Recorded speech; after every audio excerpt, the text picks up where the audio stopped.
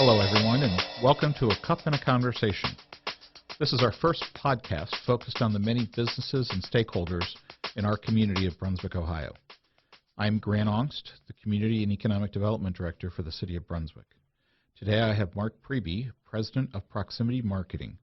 Proximity Marketing is a marketing company focused on digital marketing with supporting arms across all marketing avenues. Welcome, Mark, and thanks for being here. Thanks, Grant. Good to be here.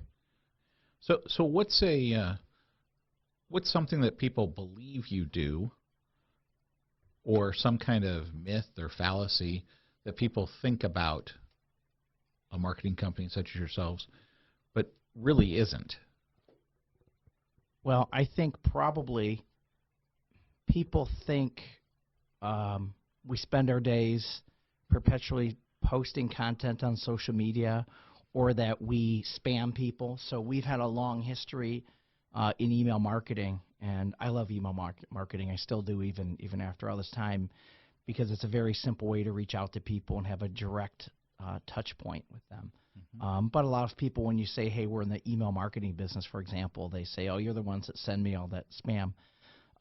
In that case, there's a fallacy, because we view that as a tool to be used with existing customers. It's a way to continually educate people you have a relationship with. When we tell people we're in the internet space, again, social media, they may think we're just posting pictures of what we had for lunch. But social media, to me, is a tool that can be used, again, to target very specific audiences. There are nuances and paid programs that we use that are completely different than what somebody may think we're doing.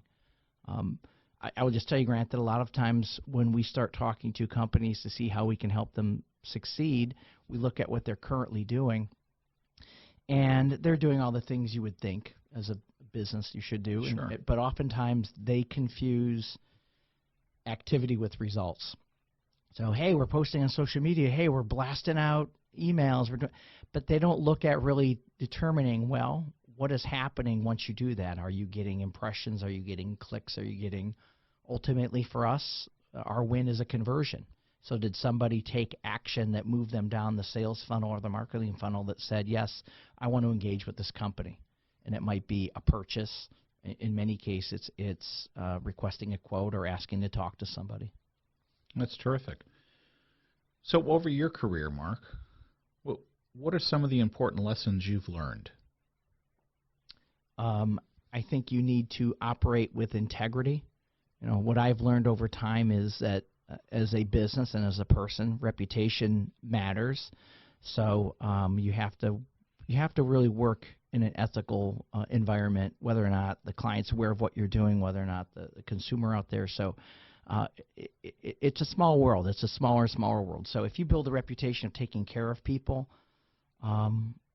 you have nothing to worry about. If you take advantage of people, then word gets around.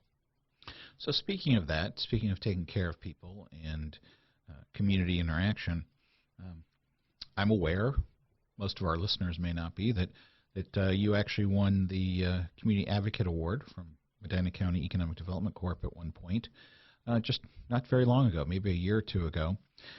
Which is very well deserved. I happen to know you quite well, Mark, and your organization. But you do a lot of work in the community. You do a lot of giving. What are some of the activities that you've gotten involved with, and how did you go from corporate to giving? Is that one and the same? Is that part of it? What's that strategy look like? Well, it's interesting. So just a quick history. In the first half of Proximity's life, we really focused on messaging. And in our messaging world, our clients were all over the United States. So I did a lot of traveling and et cetera. And then over time, as our business began to develop into full-fledged digital marketing and consulting, I realized that, there's a lot of competitors all over the world. There's a lot of opportunities all over the world. But we had made a decision probably about, 12, 14 years ago that we really wanted to focus on working with companies here certainly in Medina County, Northeast Ohio broadly, and we really had very little brand presence locally because, frankly, our clients were everywhere. So what I found is the more I went out and talked to people in the community, indirectly, the more it also helped our business. So there is a little bit of a selfish, hey, let's get out and build branding. But I will tell you that what we found is we loved helping the community. We help being one of the things I love about Brunswick and I love about Medina County is it's right-sized, right? So here, if I want to be able to make an impact and I need help, you tend to know who the people are in your community to reach out to. And it is easy to have many hands help solve a problem. As I said a while ago, we started getting involved, and we've had the pleasure, and I say we, it's not just me, but I have a team of people who are like-minded and share the same community sense, which is if we go out and do good in the community, A, we're making the community better, but B, it's also good because we've built relationships and who knows. So we're involved. I'm involved. I'm on the board at the Northern Medina County Chamber Alliance, which represents the northern tier of the county, and certainly a big part of that is Brunswick. I've been involved in Leadership Medina County. In fact, my wife is in the class this year, which is great. And your wife is a partner in your business, business, right? Yes, my wife Allison is my business partner. She's been my business partner, and some people say I have no idea how, as spouses, you can manage, but we've done it really quite well for a long time. So yeah, many people on our team have been involved in Leadership Medina County. I've served on the board at the United Way. I'm heavily involved in Medina County Economic Development Corporation, which is a really great countywide entity to help build economic development, obviously, here. So, and many other things. And we get pulled into food drives and Stuff the Bus campaigns and playground campaigns and all kinds of great things. So we really enjoy it. That's fantastic. So you've seen a lot of things. You've had a lot of hats. You've worn them. You've had to as a business owner starting out early on. Mm-hmm. And while Proximity might be in its 27th year, you've probably been thinking or acting in this fashion for quite some time. And there have to be lessons learned along the way, whether that be a lesson for yourself or for your team. What are some of those that are critical in your thinking process of how Proximity obtains a client and goes to market with that client? This probably sounds a little cliche, but we really, we're a small agency. There's really 10 of us that drive the business, and I guess as I get a little bit older, I look and you can look back and see the way that you've operated, and then start to form some framing around what your philosophy is.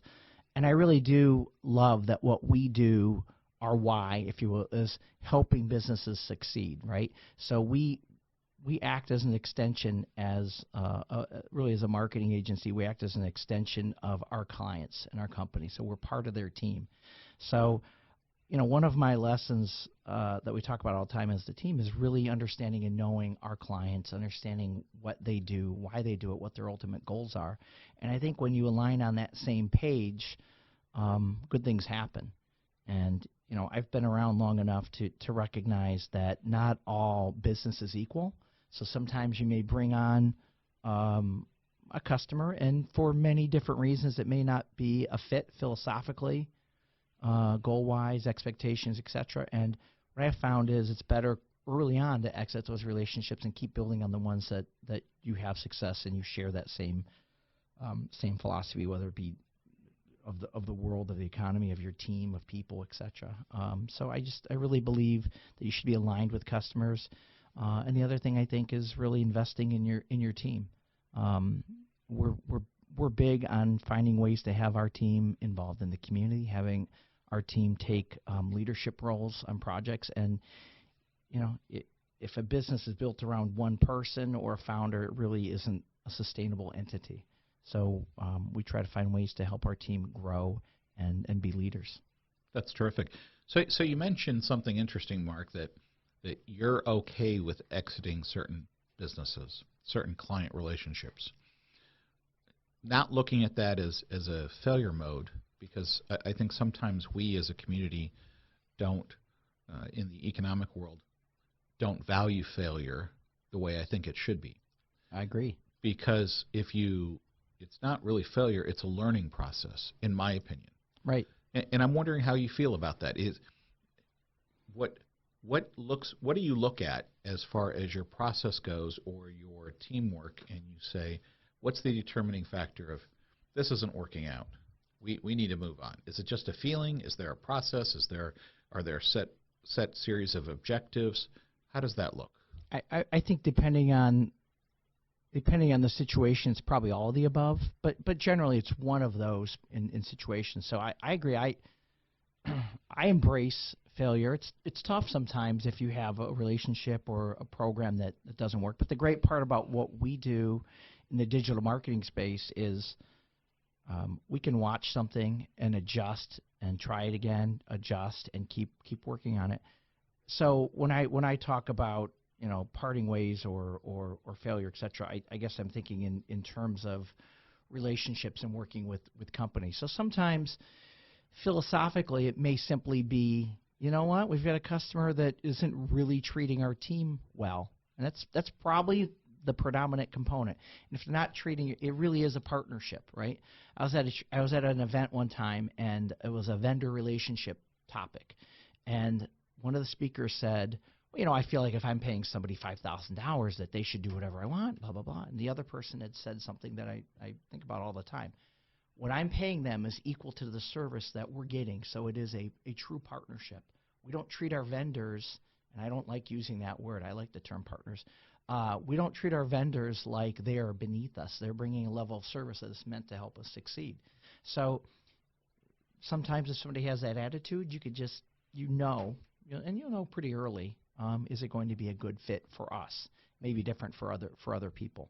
There are other things like maybe the skill set that we have doesn't align, and it's a lesson for us that we need to bring in extra resources, or we need to spend time learning that space, or just other things, budgetary, et cetera. But I think there is the things that where you do get better are a lot of instances where you fail or where things didn't go as planned, and you gear up and get ready for the next engagement.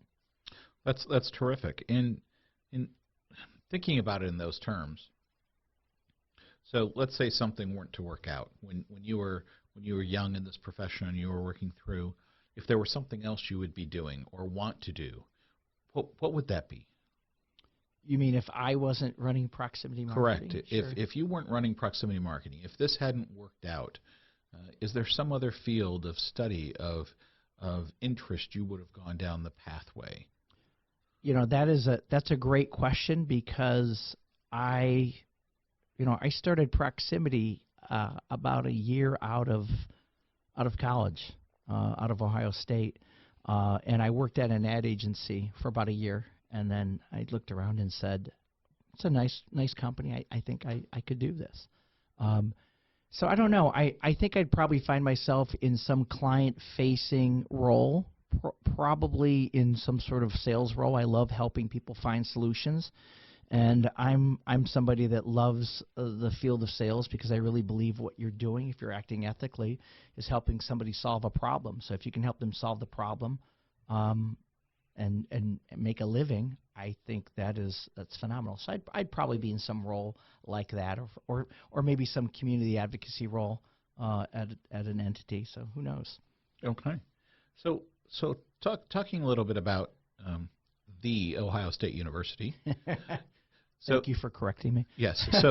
So you graduated from high school, and was that from around this area? Yes. I, as well as my siblings, went to Holy Name High School in Parma Heights. So you grew up in Northeast Ohio? Yep. Grew up in North Royalton. North Royalton, just up the road. Just up the road, right. Fantastic. And as a youngster, you always had the dream to go into marketing, or you thought about other businesses. What were some of your main interests in as a child growing up and going through high school?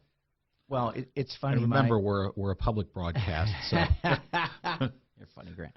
I mean, I will tell you that my father owned a roofing company over in Valley City, a commercial roofing company called Tri-County Roofing. So we always talked business at the dinner table, or more often listened about business, and so I think that in our family, 2 out of 3 of us are entrepreneurs, And so for me, I was always that mindset of that's what we were geared towards, right? So I always felt like I wanted to own a business.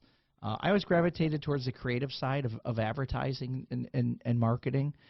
So it's no surprise. In fact, I remember you take those tests in high school of what you're good at, and what came back is that I was good at computers, and advertising marketing was a high interest, and I should go in that space. So fast forward, it's a pretty linear line to see where I ended up. So. Well, you're kind of like the poster child of those tests now. Yeah, right, exactly. It's how often do we say they don't know what they're talking about? It's dead on here. So did when you told your family members, I'm going to start a marketing company, what was their reaction? I don't think they were surprised at all. I think they were surprised that I had started young. And in fact, I just had this conversation with somebody the other day who is probably about my age now, who is becoming an entrepreneur for the first time and bought an existing business, but had never done that. And I give that person a lot of credit because, they have a house, they've got kids, they've got a mortgage, they've got, these roots and had built a pretty successful lifestyle. And, when I started Proximity, quite honestly, I had nothing to lose. Didn't have a wife. I had a girlfriend who became my wife. Didn't have a house. Didn't have any kids. So if I failed, I thought the worst thing would happen is I would go get a job, right? But my family was extremely supportive. My father and my brother actually loaned us the money to start, and they've always been very supportive of business. That's exciting. It really is, to be able to have that support. And do you think entrepreneurs themselves in general have some support mechanism in place to move forward, or do they come from different areas of being so challenged that they're going to make a difference?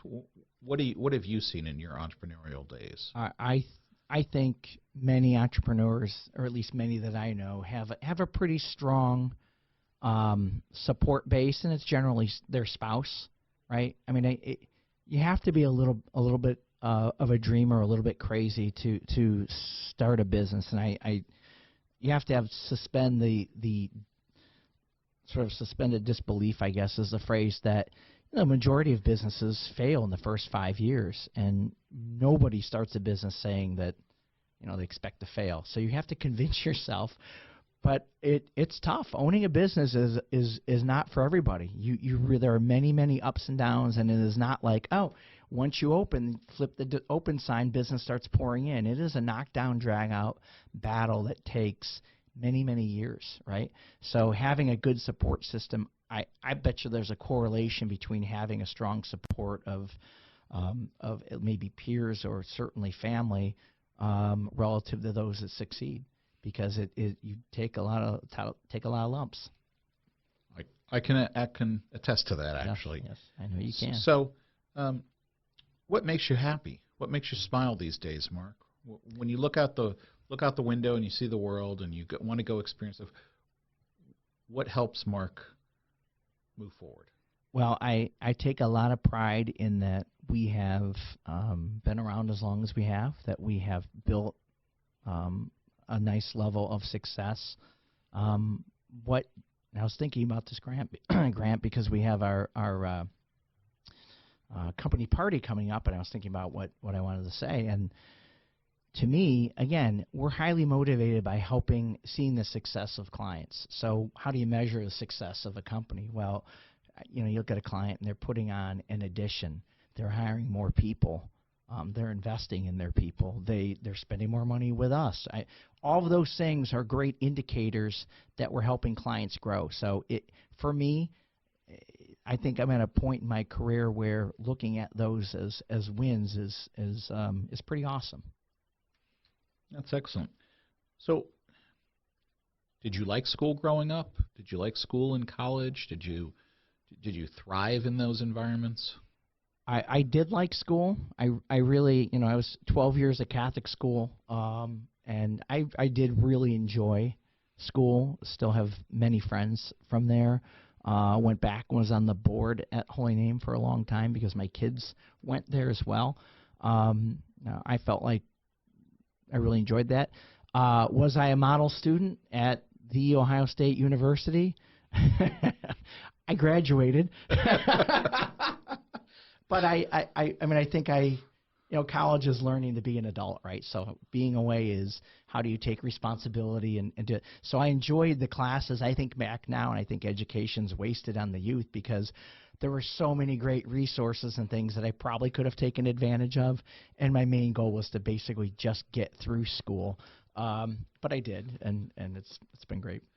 You say that, though, Mm-hmm. and you say that it's about helping the youth grow up, Right. and go through that process. And it seems like life's a process, or getting a client's a process, doing these different things. But you have become a success, depending upon how you measure success. Mm-hmm. Now, you've got a successful business. You've got a fantastic family. You have had some tremendous experiences in life. What else, Mark, in the sense of don't you think college perhaps prepared you for these things? Yeah, definitely. And I think sometimes what you learn outside the classroom is more as valuable as what you learn in the classroom, right? Obviously in the class you learn the information, but then you learn how to negotiate and work with different professors and learn their style. And I think those are things that you take with you when you have a job or a career and work with people. But, when I was at Ohio State, I still say this is the favorite job I ever had. I worked for Ohio State's newspaper, The Lantern, and I sold advertising. And it was a daily paper. So the more I sold advertising, the more money that I made, and I learned the beauty of straight commission sales. But what you learn there is, and which certainly helped me when I went out to start Proximity, is what's important to people when you're trying to help them understand what value they see in something. I learned what it's like to be fired by somebody if their advertising wasn't effective or they had something. I learned what it was like to work with managers and coworkers, etc. But then also, we've all been here where you live in a house off campus and you have roommates and somebody's got to pay the bill or somebody didn't pay the electric bill, etc. So I think those are life journeys that are life lessons you learn that you take with you. I am personally, by the way, I'm a believer that most people should live away from home, at least for a little while during college, because it does force you to deal with issues probably your parents took care of your whole life. So what are you passionate about in life? Getting away from the business for a moment. Clearly you've been passionate about your business because it wouldn't be where it is today without that. What are some of the things that you've become passionate about? I guess it's hard to separate from business, but I'm passionate about the next generation. So how do I help my kids succeed? How do I help them become and continue to be good people, right? So that may sound a little self-serving, but frankly, I'm at a point in my life where I spend a lot of time making sure that they're doing the right things and seeing opportunities. I feel like, and I mentioned this a little bit, there were a lot of opportunities that I sort of bypassed because I was focused on other things, that the resources that are out there are being taken advantage. And maybe that's why I love so many things in the community. I feel like there are all these assets that most people, they're busy living their lives, aren't aware of. So I do like helping people realize how they can reach their maximum potential by taking advantage of things that are out there. So I am passionate about that. Okay. So if nobody knew who you were, Mark, and you had to describe yourself, how would you describe yourself? On this podcast? I'm teasing. I would describe myself as somebody that is by nature curious, friendly. I am a relationship builder and a connector. I love helping people connect with other people to grow. and somebody I think that is caring and fun. Wow. I don't know. Would you say that, Grant? I would, actually. And that word fun, I think, in your life is really important. Sure. Because in fun, not just having a good time, but having an enjoyable life across the board. Right.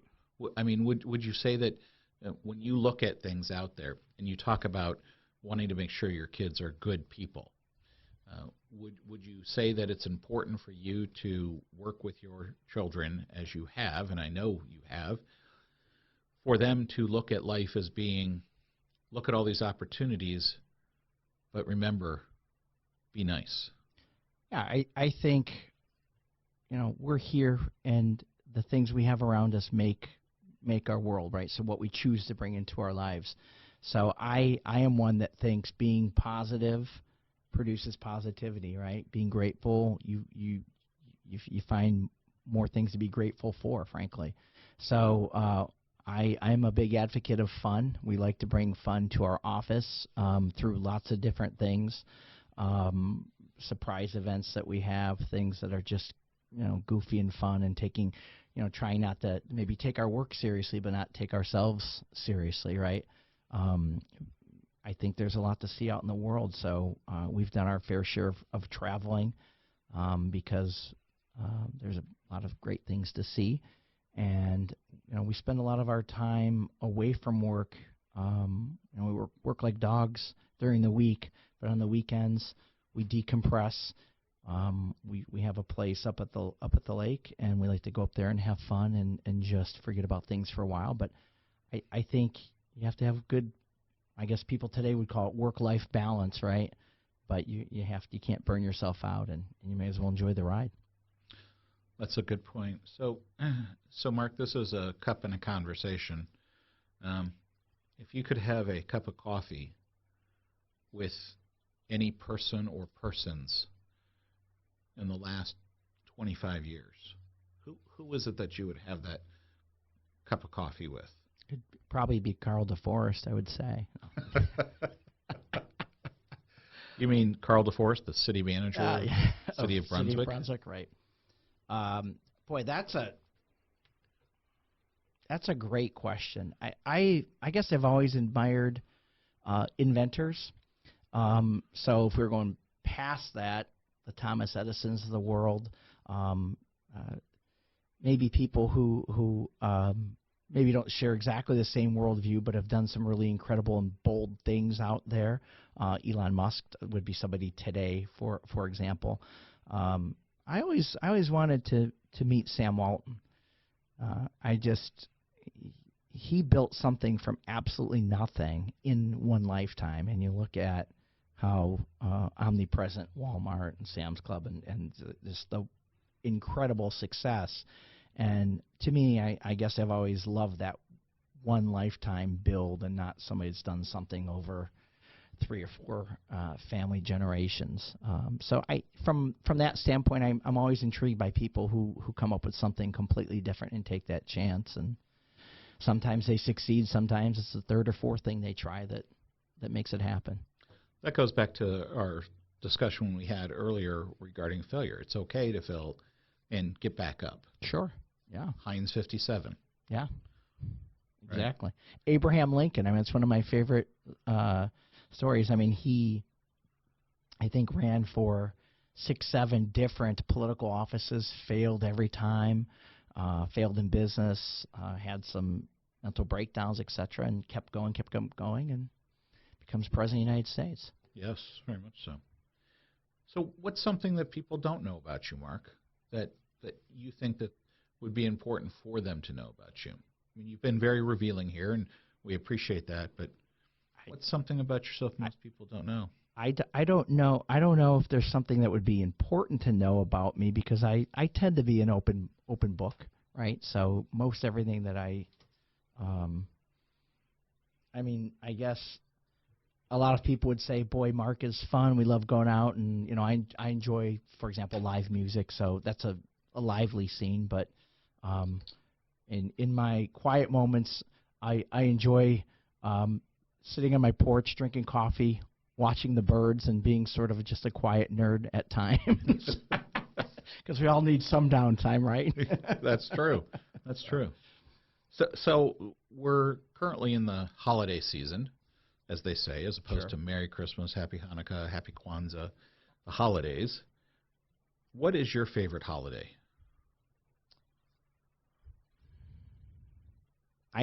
Probably Thanksgiving. How come? Why?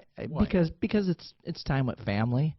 I will tell you, I've had some really great Thanksgivings. So with my family growing up, but also, my wife's family. They are from Johnstown, Pennsylvania, and we haven't gone over there in a few years.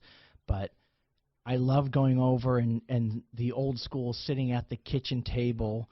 Everyone's got a drink or a shot, and they're talking politics and world life and solving problems and arguing and sharing opinions. But then at the end of the day, you're having a celebration together, and you're all kin. I just absolutely love that. So to me, I look forward to seeing family every year.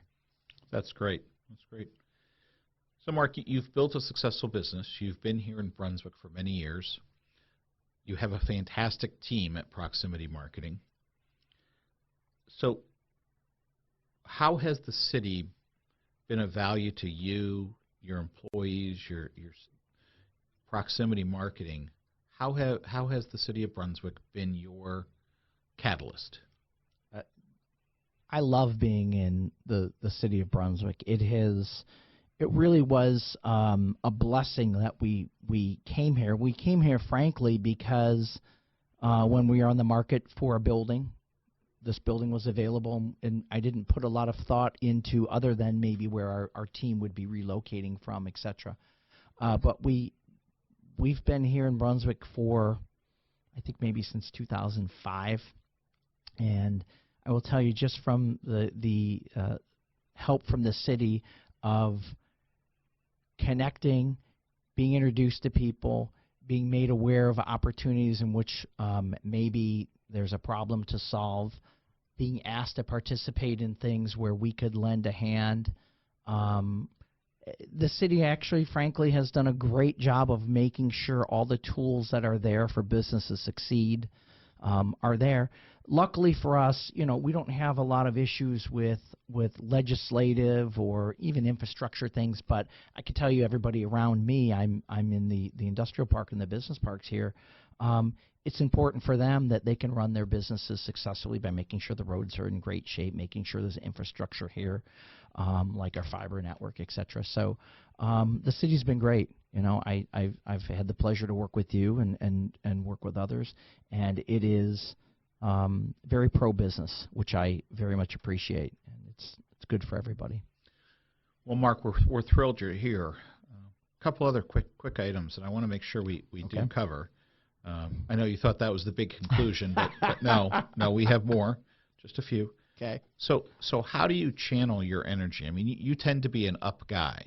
I don't remember a time I've seen you negative or down.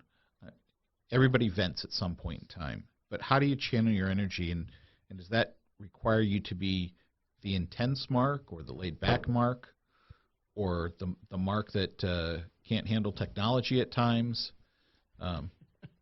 What does that look like? Well, I will tell you one thing first. I've learned to direct your energy based on everybody has different energy levels at different days, right? So sometimes you're ready to go, and some days you don't have that energy level. But I'm a morning person, and I'll tell you, the first thing I've learned is I try to stay away from people who are not morning people, because I just irritate the heck out of them. Right?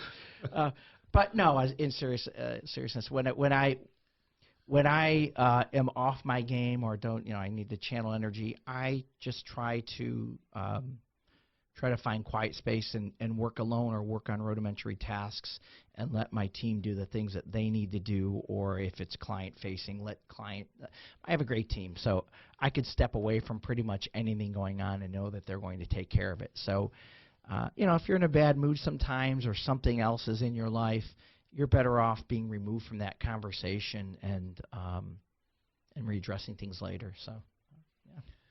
Mark, I appreciate that statement very much. No problem. So, Mark, I just can't thank you enough for being here for our podcast, Cup and a Conversation. Mark Priebe, President and founder of Proximity Marketing here in Brunswick, Ohio. Any last words, Mark? No, just an honor to be here, and I appreciate the Cup and the Conversation, Grant. Thank you. Mark, we're very grateful that you are in Brunswick and all that you do for the community. A lot of things that go unmentioned, and the support that you've given the community members at all levels. And thank you for being here and being a supporter of the City of Brunswick. Thank you, Grant. Appreciate it. Have a great day. You too. The content for this program was produced by the Community and Economic Development Department. This show was brought to you by Brunswick Podcasts, powered by BAT.